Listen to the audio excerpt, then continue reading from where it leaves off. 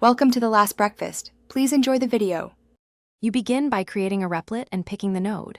JS or HTML, CSS, JS template. This sets the correct runtime and file structure.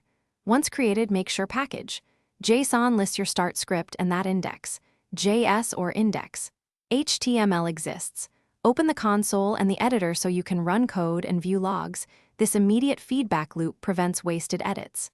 Now, type a simple console log or a small HTML snippet to verify the environment works before moving to libraries.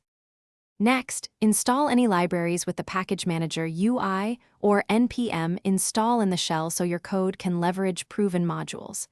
Then structure files logically, separate modules, routes, or front-end assets, because clear organization accelerates debugging and collaboration.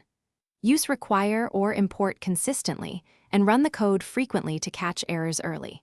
Make small commits and take advantage of Replit's debugger and live preview to step through execution and inspect variables as you refine functionality. Finally, run your app using the Run button or node index. JS in the shell and confirm the console and browser preview show expected results. When deploying, store sensitive keys with Replit secrets and ensure port is configured because leaked credentials or wrong ports break deployments. If something goes wrong, read stack traces carefully, then add targeted console. Log statements to isolate the failing code.